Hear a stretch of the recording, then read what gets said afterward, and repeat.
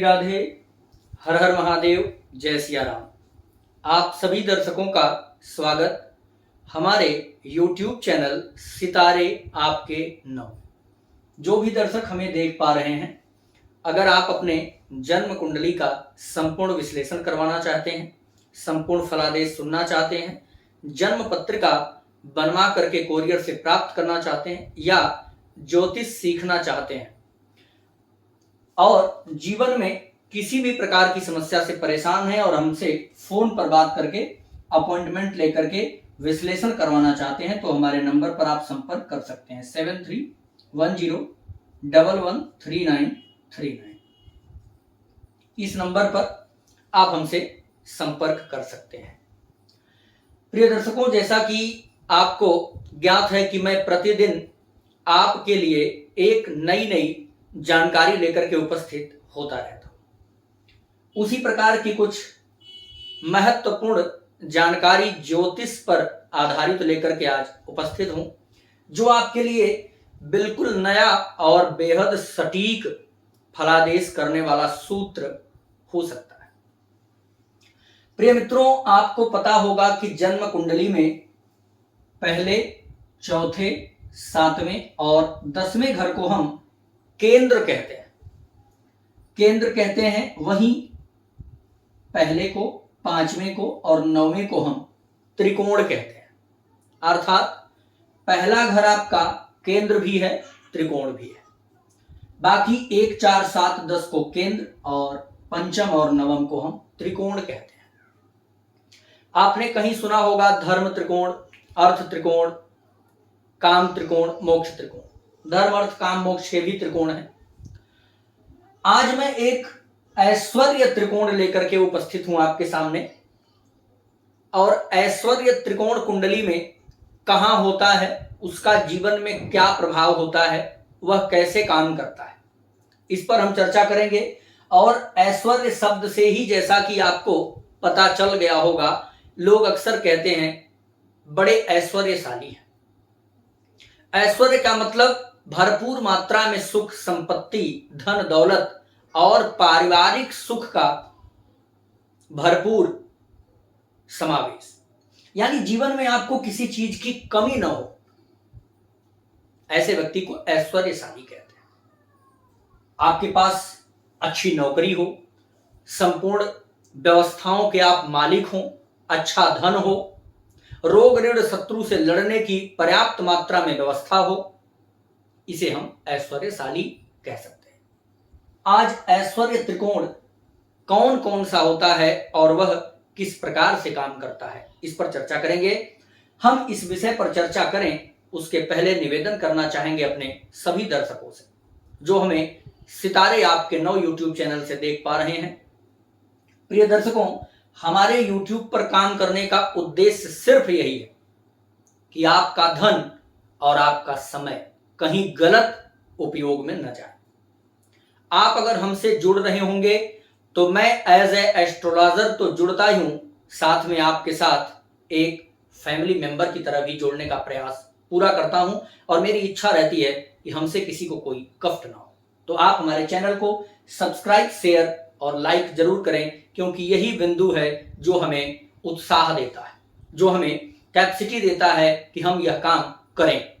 अगर आप हमारा सपोर्ट करेंगे, सहयोग करेंगे, तो हम आगे अच्छा कर पाएंगे। चलिए चर्चा करते हैं कि ऐश्वर्य त्रिकोण क्या होता है। तो प्रिय दर्शकों, जन्म कुंडली का दूसरा घर, 6वां घर और 10वां घर, अर्थात 2, 6 और 10, कुंडली के यह 3 भाव ऐश्वर्य त्रिकोण में भाग लेते हैं। इन्हीं 3 भावों से आपके ऐश्वर्यशाली होने का, न होने का, कब तक होने का, कैसा होने का, क्यों होने का, किस समय तक होने का संपूर्ण बोध हो जाता है।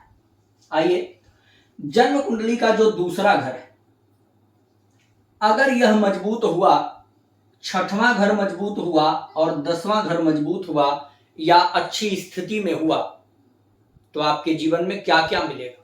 प्रिय दर्शकों, जैसा कि आप जानते हैं, द्वितीय भाव से हम धन का विचार करते हैं वाणी का विचार करते हैं। आपके पास सोने चांदी हीरे जवाहरात कितने हैं, आभूषण कितने हैं, इसका विचार होगा। यहीं से आपके कुटुंब का विचार होगा, बैंक बैलेंस का विचार होगा। छठे घर से रोग ऋण और शत्रु का विचार होगा। दसम भाव से आपके कार्य का विचार होगा, नौकरी का विचार होगा। इन्हीं 3 भावों पर आपके ऐश्वर्य की नींव जुड़ी है, उसमें से भी ये 10वां घर शीर्ष है। अर्थात व्यक्ति कौन सा काम करेगा, कैसा करेगा, किस विषय में करेगा, यह आपके 10वें भाव से तय हो जाएगा।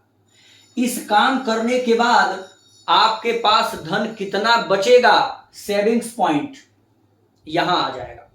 वहीं जब इन दोनों भाव के मजबूत होने से आप बढ़िया कमाने भी लगे और आप सेव भी करने लगे, तो खर्च कहां होगा? किसी भी व्यक्ति का खर्च कहां होता है? रोग ऋण और शत्रु। यहां ऋण का तात्पर्य कोई भी बड़ा काम करके आप कर्ज लेकर के ही कर सकते हैं। कोई भी बहुत बैंक बैलेंस रख करके भी काम केवल पैसे से नहीं करता है। आपके अकाउंट में 50 करोड़, 50 लाख या 50 अरब खरब रुपया हो, लेकिन अगर आपको कोई बहुत बड़ा खरबों रुपए अरबों रुपए का काम करना होगा तो बड़े बड़े उद्योगपति लोन का सहारा लेते हैं। वह लोन भी एक कर्ज होता है। अर्थात खर्च जब भी आप करेंगे तो रोग ऋण और शत्रु पे, या तो बीमारी पर होगा, या शत्रुता कर लेंगे, या फिर कर्ज लेकर के ही खर्च करना होगा। बाकी रोज के जो रोजमर्रे के खर्च हैं, उस खर्च को हम किसी खर्च में नहीं ले सकते, क्योंकि ऐश्वर्य की बात है तो खर्च बड़ा होगा। ठीक है, तो इन 3 भावों से ही आपके ऐश्वर्य का प्रदर्शन होगा। अर्थात अगर आप ऐश्वर्यशाली बनना चाहते हैं, अगर आप ऐश्वर्यशाली का सपना देखते हैं कि हमारा बोलबाला हो, जीवन में हमको सब कुछ मिल जाए, जो सोचे वो मिले, और एक मजबूत पर्सनालिटी के साथ दबदबा कायम रखने वाली पर्सनालिटी यदि चाहते हैं, तो ऐश्वर्य त्रिकोण पर आपको विशेष रूप से काम करना हो। ऐश्वर्य त्रिकोण जन्म कुंडली का दूसरा, 6वां और 10वां घर है। इस भाव को मजबूत करना होगा, इस भाव के स्वामी से बेहतर संबंध बनाना होगा। अर्थात अगर इन 3 घरों के स्वामी कुंडली में कमजोर हैं तो उनको मजबूत करना होगा, न कि केवल धन के लिए दूसरे भाव के स्वामी को आप मजबूत करके धन नहीं प्राप्त कर सकते।